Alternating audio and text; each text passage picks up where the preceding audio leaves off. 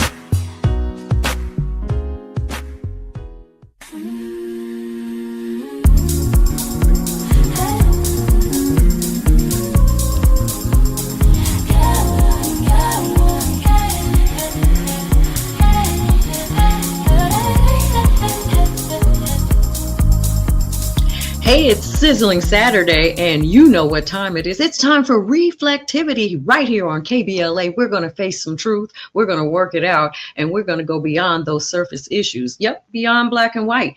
And today, helping us to do that is the senior pastor of Pilgrim Baptist Church. Now, you know, this guy right here, pastor, no disrespect, but he is going to bring the noise after serving for over 30 years of in a pastoral capacity. He is used to being in the urban setting and in inner city ministry, and he strongly believes that the hope of any community is found in the gospel of Jesus. Raymond Dix has served faithfully in preaching ministry for the Lord of our Jesus Christ for 44 years, and he is right out of the Midwest in Fort Wayne, Indiana. Welcome forward, Reverend Raymond Dix, Jr. Hello, Gina. It's very nice to be on your program, and thank you for having me. And every time I hear that bio, I feel like I aged 10 years, so thanks. Well, we'll jump right into that. There's a reason for that, Reverend Dix. Tell me, why is it, and can I call you Raymond? Sure, absolutely. Okay. All right. So there's a reason for that. And when did you first come to the realization that you wanted to preach? I mean, how long has it been? Well, that's a great question. I started and preached my first sermon at 16 years old. So I was How old? 16. I was 16 Wow. years old. So 48 years. So for those of you doing the math at home, 48 years. So yeah, that'll tell you how old I am. Okay, and so I think you got ordained pretty soon thereafter, and I don't know exactly, maybe you can explain to us what ordination really means. Does that just make you legal? That's good. I have a story for that too, but no, I'll tell you this. I didn't have in my mind that I wanted to be a minister. I was set on being a engineer. I had thought about Purdue University. I wasn't a math genius, but I thought I would be serviceable enough to study engineering. Civil engineering in particular, I like the design of roads and bridges, and that always kind of fascinated me. But the Lord had other plans. And you know, when God intervenes and interrupts your life, you have to be ready to answer that call. And I guess we'll talk a little bit more about what that means. But yes, I was ordained as a minister at 17, and it kind of makes you legal in a sense of being able to perform weddings and funerals and administer the sacraments of the Lord's Supper and baptism, which in the Baptist Church are the two ordinances. Sacraments is more of a liturgical term, but the ordinances of the church.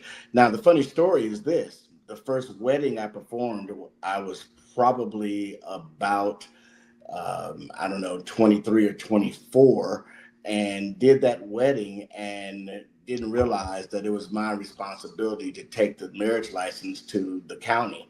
And so for 2 weeks, I had that license in my suit pocket.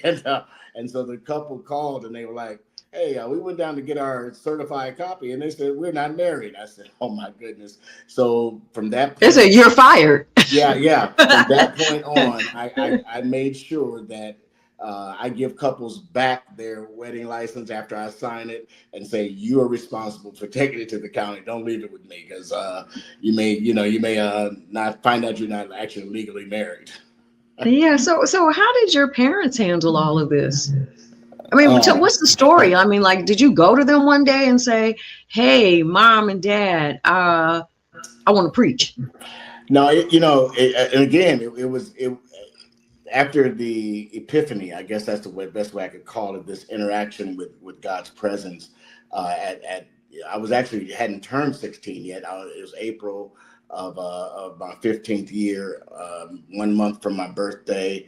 And it was about 3 months of real struggle with this idea of what God wanted me to do. And I was kind of like Jonah. I decided that whatever way God was pushing me, I'm going the other way.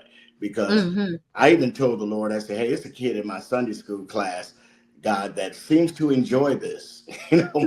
Why don't you call him into the ministry and let me go on about my business? Because I had made up my mind pretty early, by the time I was 15 or 14 or 15, that by the time I got 18, I was going to be done with church. I was going to be done with it.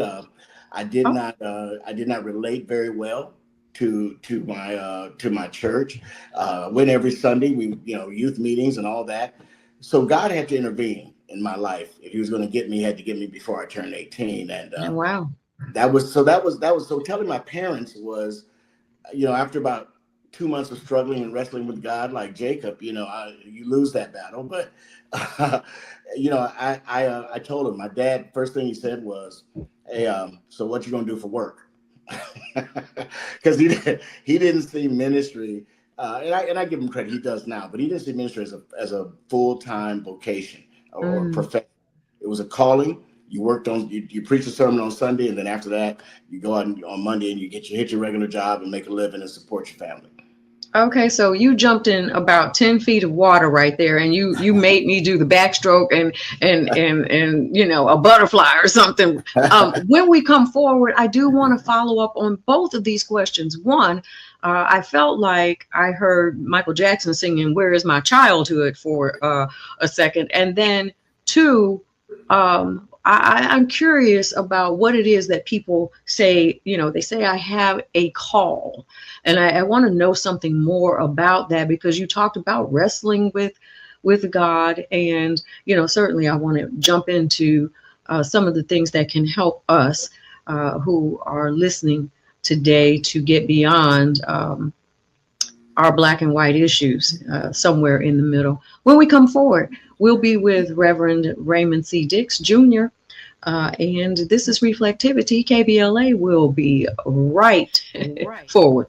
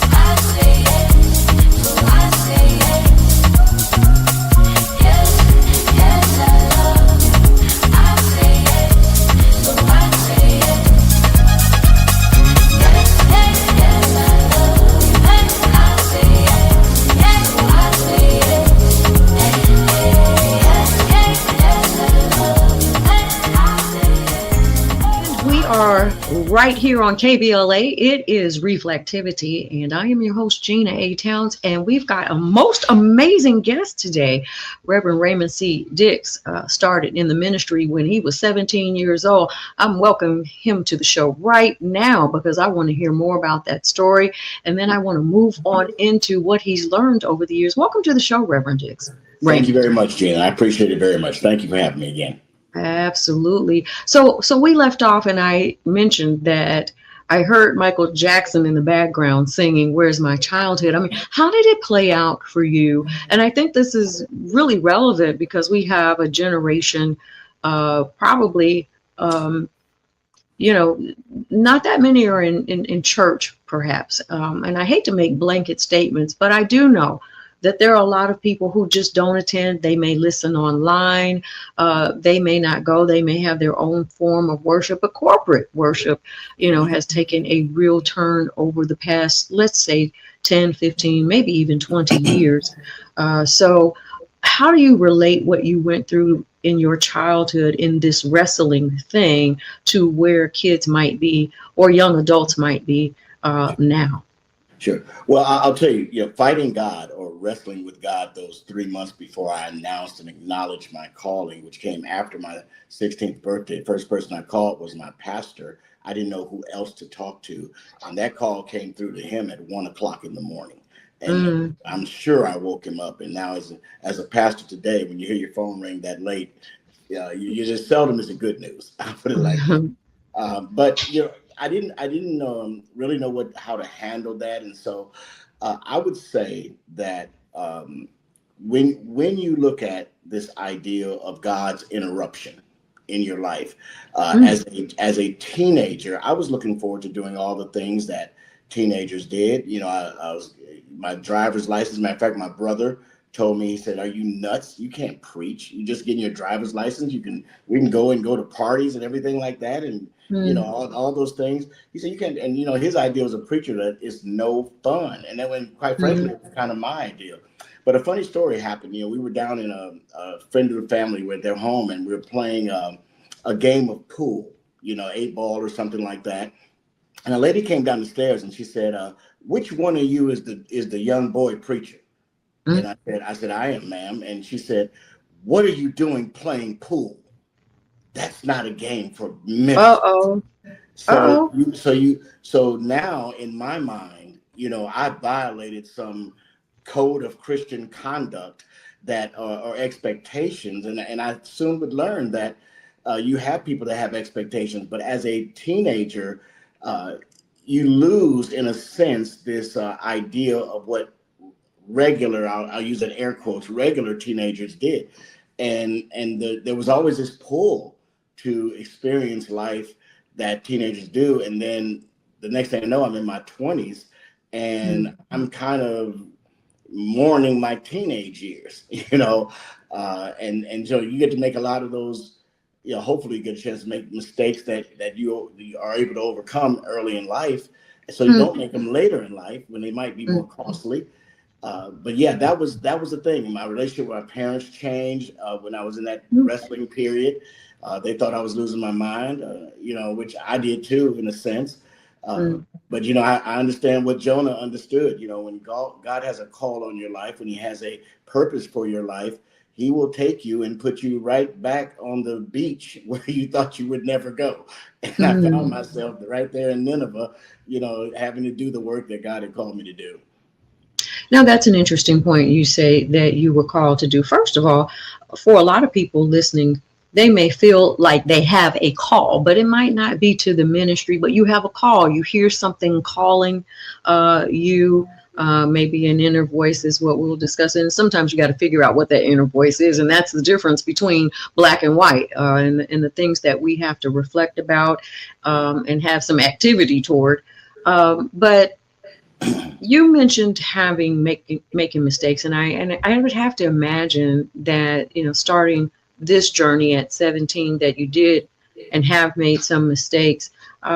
What do you feel like you've learned, and is this a route let's just say, we've got people who are coming from every kind of walk of life right here. They're experiencing hardships, been through divorce, trying to make ends meet, loss of parent, loss of child.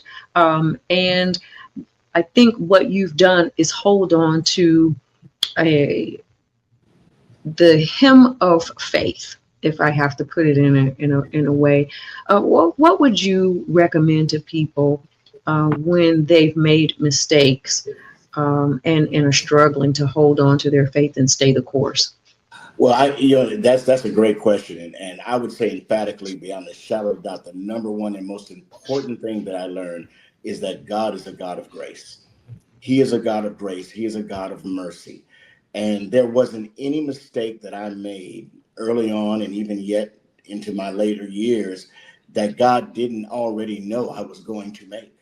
And with his foreknowledge, with his omniscience, God knew that he was calling an imperfect vessel to do a work that he had designed for me to do.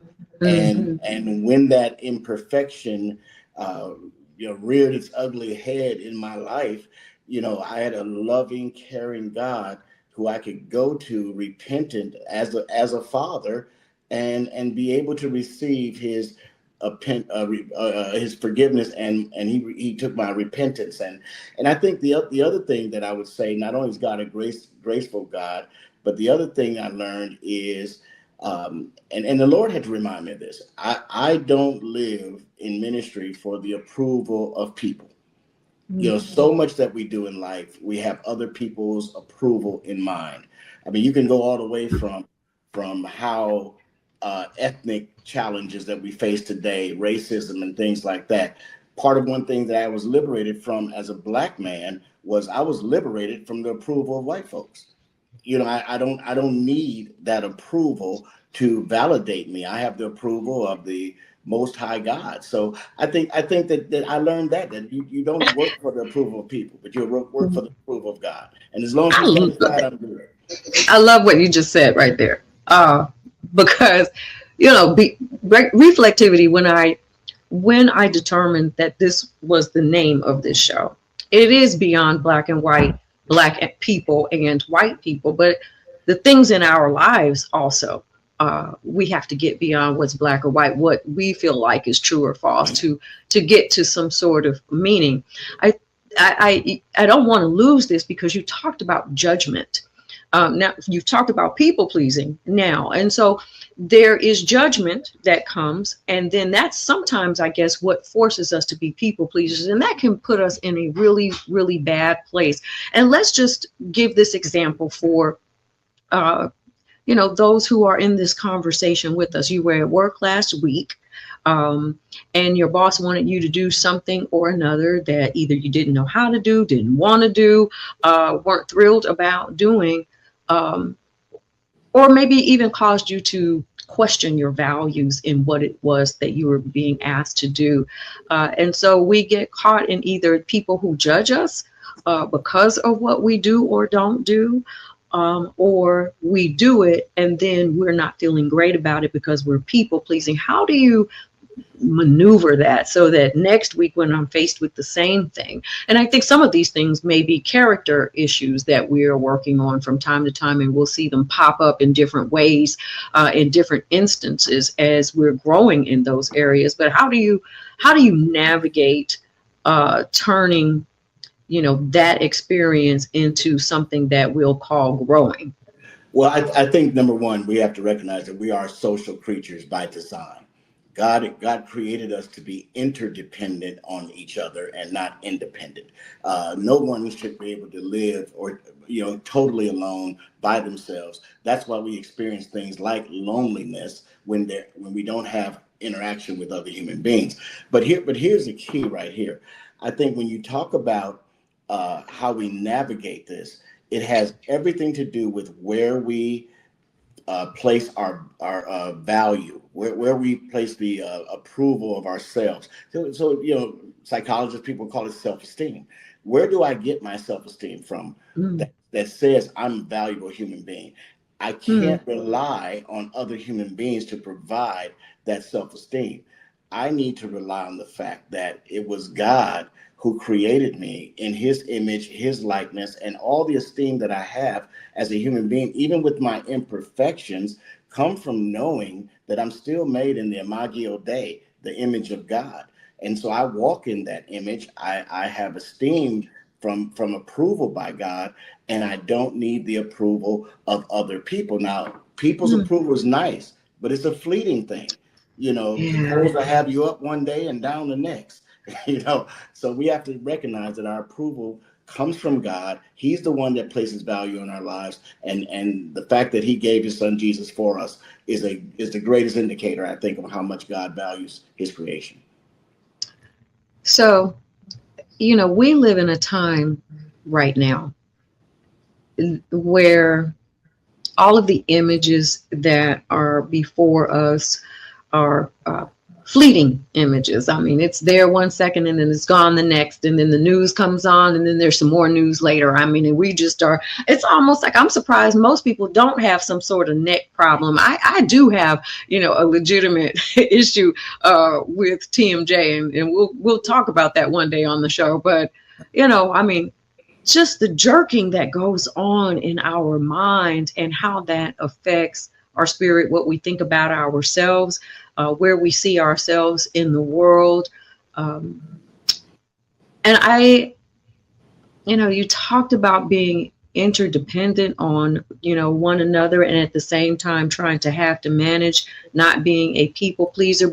And then last week on the show, I had Buddy Lewis, who's a comedian in Los Angeles, and he just talked about, you know, as well, being able to find that space where you can say what you want to say, and saying it in a kind way, and navigating who we're becoming. I said, so what I get, and what I even told my mom, you know, even at 94, 95 years old when she passed, was that we just never get a chance to take a break from growing.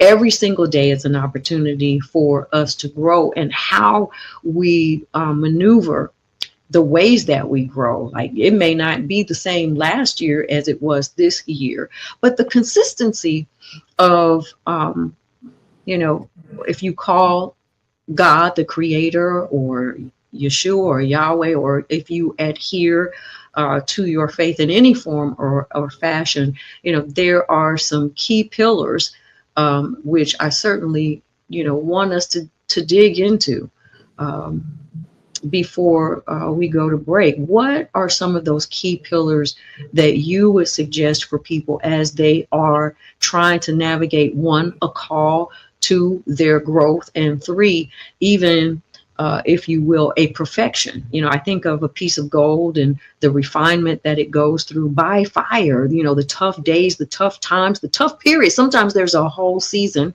a whole 7 years where, you know, we're feeling like, man, this thing here is so rough. When will it be over? Yeah, I think, you know, first of all, very quickly, the pillars that I would rely on in a situation like that is to, one, know that God has a purpose for your life. Now, it may not be the same purpose as your neighbor. The Apostle Paul talks about that we all have gifts, and there are various gifts in the body. You know, my eye doesn't do the same thing that my hand does. And thank God for that, because my hand is not equipped to do what my eye does. Neither is my eye equipped to do what my hand does. So if I'm an eye or if I'm a hand, I accept the fact that I have a task that helps the body grow. So that's the first thing, you know, being able to understand that you have a gift, and it may not be your neighbor's gift. You know, I think one of the things that happens in the church, and getting back quickly to this self-esteem thing, we don't teach it. We don't teach people to have their esteem in God. So we get people to come in that have been victimized by society, victimized by a sinful world, victimized by being in a place, the world that is perishing. And in the church, rather than offering them this idea that you can be actually free from the effects of these things upon your life because of who you are in Christ. And I think those are a couple of things that just really, and maybe after the break, we can talk a little bit more about that. But yeah, those are a couple of pillars I found out. That is, you know, that's a lot to chew on. And I look forward to us continuing our conversation when we come forward. Reverend Raymond C. Dix is our guest right here on Reflectivity Beyond Black and White. right here on KBLA Talk 1580. I'm Gina Towns.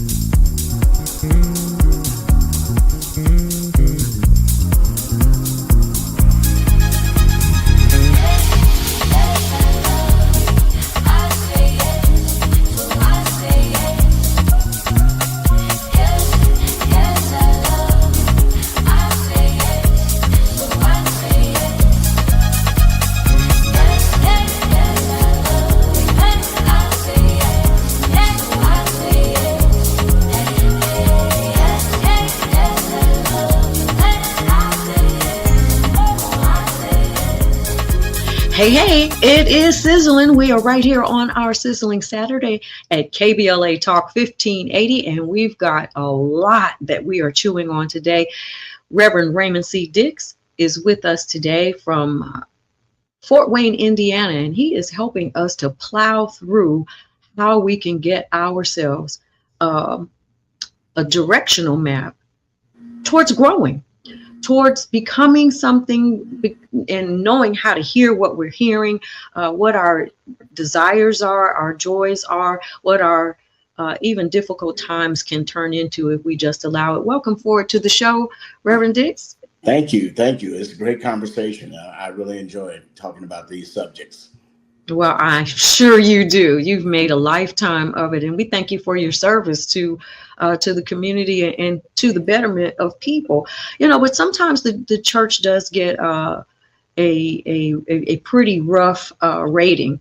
But before we really talk about that, because I am going to come to that, I want to follow back up on the pillars that you were talking about, because if our listeners are taking notes, can you just give us, the 1, 2, 3, 4 of Sure. Here's the pillars?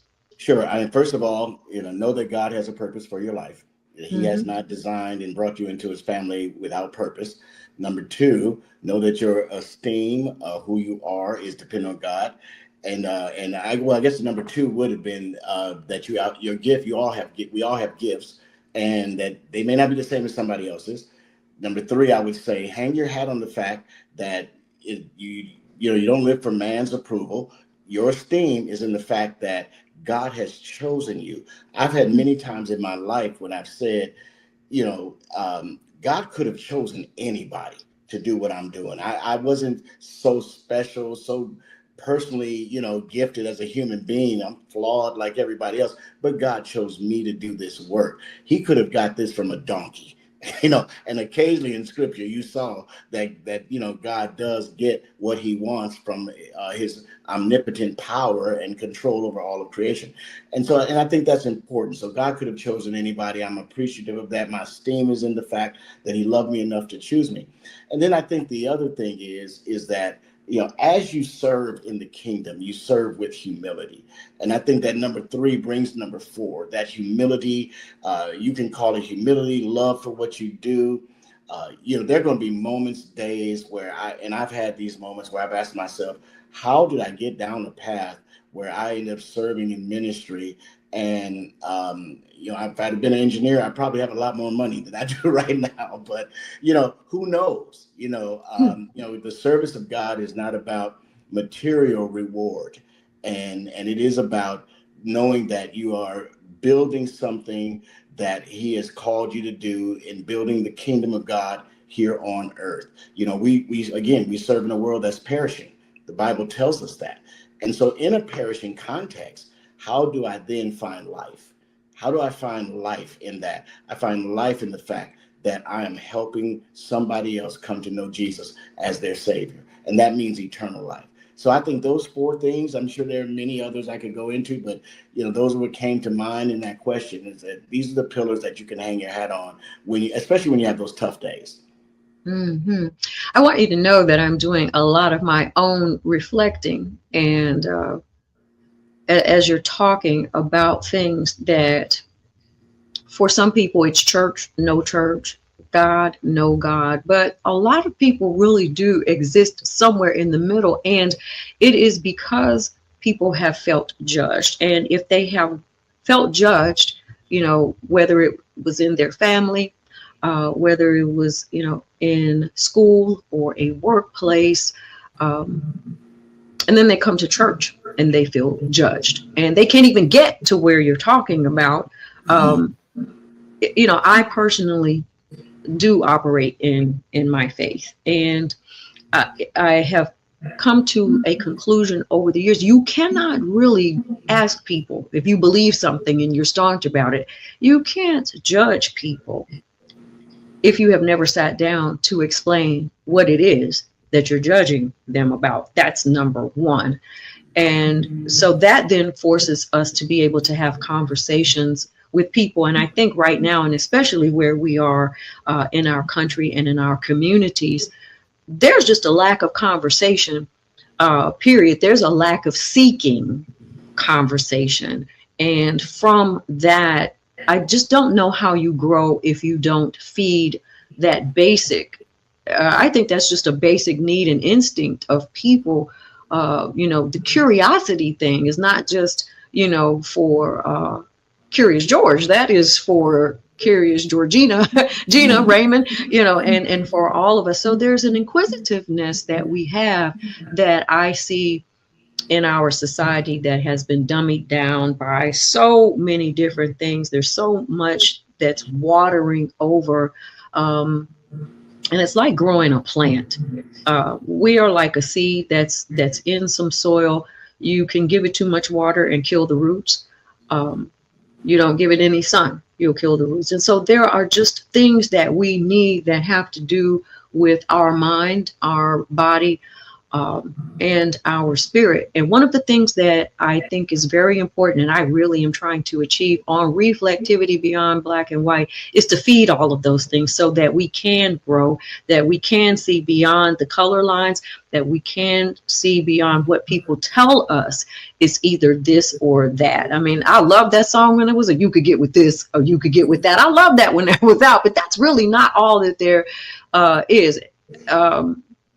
I feel like I'm calling on Michael Jackson a whole lot here, but I remember when he's saying it don't matter if you're black and white. Well, it does matter in this country if you're black or white. And so, how white people are who don't like some of the things that are going on are having to navigate through with their friends at church and at work. And then black people, how we're having to be a little more vocal. We're having to deal with kids being hung, being murdered, drowned. I mean, and it's going on in a fairly regular fashion right now. And not that it hasn't ever gone on. I don't know that there's been a period in our country where it has not gone on, but we have not talked about it. It does not appear in the news. And so even when we look at where we are as a society, as humanity, it can be a very heavy load. And maybe sometimes that's what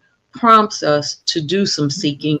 And sometimes we end up, as you have been, seeking God, hearing a call, and really delving into it and understanding. And that's what I think I want to get to today with you is understanding that without judgment from others, that we can, do that seeking, perhaps find and enjoy the process of a journey of growth.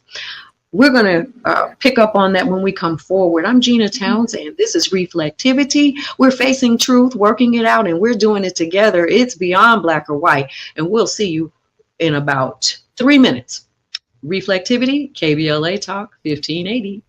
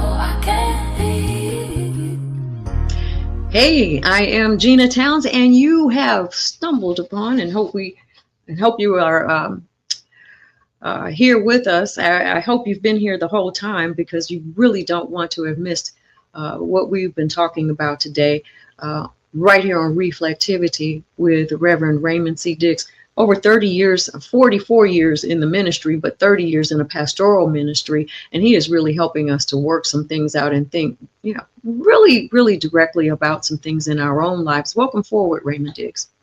Thank you so much, Gina. Again, it's always a pleasure to be Sure, with absolutely, Raymond Dix. Raymond Dix, you've been taking us to the water, and you. hopefully we're getting something to drink here. Tell me, where do you see? Do you have children? I do. I do. I have three boys and one girl, and my daughter's a registered nurse, and I'm counting on her in my old age because them boys might leave me on the porch all night. They they do say that there is something to having a daughter, but certainly I count on my son. Um, but when you think about your children, your parents, your faith, your children, and even that generation that might be your grandchildren, where do you see, if you see, a break in the idea of faith, and how has that been a hindrance, if it has been a hindrance to um, our moving forward in our community, as family units, and in our greater society. Oh, I mean, Gina, there is so much to unpack in that, even tying with what you were talking about before the break. I look at it from this perspective. My generation, and I think, we can pretty much say that we might have been the first generation not to say we're going to make our kids go to church, first of all. A lot of my contemporaries and friends said, I was forced to go to church. I was there every time the door opened, and I'm going to make sure that my kids do not go. And I think that was a mistake when it comes to creating a faith decision. If you were Islamic, or if you were Jewish or Muslim or Jewish, you would find that your faith is a part of your socio-cultural dynamic. So you weren't just Muslim because you believed in Allah or studied the Quran. You were Muslim because of the way you were brought up, the way you were raised, the values. And Christianity is no longer in America a cultural dynamic. So we don't practice in America cultural Christianity, which means my faith is shaping my behavior and my interaction with other people, including my family members. So people with faith don't necessarily pass that faith down to their children in an intentional sort of way. So I think that's one thing. Now, on the other hand, too, what complicates that situation is the emerging generations look for authenticity. And the church has lost, in many ways, its ability to present the authentic gospel. For example, when I was young, I got baptized at 7 years old. And it was about, you get baptized, you join the church. Did So you know what you were doing? I knew I was making a commitment to God. I had no idea the depth of that commitment. And I think that was okay, because I don't think God expected me as a 7-year-old to understand the depth of a life, turning your life over to Him. But I think what He did expect is that the place where I was fellowshipping in a community of faith, He did expect them to teach me that. And when that is not done, the church is God's uh, cutting board, pruning board, cooling board. It's also God's hospital. And so when you come back to the point you made about judging, what often happens is that we refuse to think of the fact that I'm not here because I got it all together. I'm actually here because I don't have it all together. I'm actually here because I need help navigating this thing called life, the thing that I will not get out of alive. And so I'm here to do that. And if the church understands its purpose, and I think that's what younger people are looking for. If you say all these great things about God, when are they showing up in your life? And I think that we need to say, to stop the judgment is to recognize that everybody's on the scholarship. everybody, one scholarship player shouldn't be talking about another scholarship player when you are not paying your own way and I didn't pay my own way. You know, who do we say paid it? We got that great hymn out there that says Jesus paid it all, you know. And so if Jesus paid it all and all to him I owe, then quite frankly, how can I look at you and start picking the areas of your life where I think you need to improve? And Jesus talks about that. You're trying to get the speck out of your brother's eye and you have a log in your eye. And that's why I think the judgment part of it, let the Holy Spirit do what he does. You know, people grow, people mature, and hopefully the conviction will come from God and their lives will be changed. We need to love and support people through that process rather than say, oh, look at what you got on today. You know, that's not church worthy or those kinds of things. I had a fellow come to my church and he did. And I told people, leave him alone. Leave him alone. And it worked out to his benefit. Funny story, and I can already see that we'll have to have you back on the show at some point. I have spent a lot of time in Los Angeles where our listeners are, and certainly we are on social media. And so, but people in LA will have a special little chuckle on this because I used to, when I was in LA, would go to City of Refuge in Gardena. And I remember one Sunday, Bishop Jones was so upset because the week before a woman had come in, and I suppose she had been, maybe, danced in a club or something like that. And maybe she came straight from the club to church. I don't know what all that was going on because I wasn't sitting in that section. But what I do know is that Bishop Jones stopped the service that day, and shout out to my boy, Alex Evans. And he says, so I want to say this about some of you sitting in here with your, suit and your, dress tied up to your neck or whatever. Some lady came in here last week looking for, some refuge, and she was asked to leave. And I better not ever hear of people being in judgment like that. You see, those are the kinds of things to me that help us to not exist in somewhere between black and white. Let's put it, right where it is, that none of us, have that right. I personally have been through, grew up, Baptist, been to CME, went to Catholic school, read what Seventh-day Adventists believe, spent some time at the Nation of Islam, had my Quran, and at one point was just like so overwhelmed by life and things that had happened in the past in my childhood. I just had to sit it out for a minute. I was like, I'm gonna try to read this myself. I've got to compare these things and figure out. And so that there does come a point, and I'm gonna, suggest to, people that are listening, find something to read. Something that can ease your mind, if that's what you need right now. And sometimes it is very simple because the Bible is a roadmap. I did find that out. But, starting in the Psalms where there is just a deep breath to be had. A young lady told me the other day she was reading Lamentations and had never read much of the Bible before. I said, don't start there, but we will pick up on this when we come forward another day. Reverend Dix, thank you so much for being with us. This is Reflectivity. We are facing our truth, working it out together. We'll see you next Sizzling Saturday on Reflectivity Beyond Black and White. I'm Gina Towns.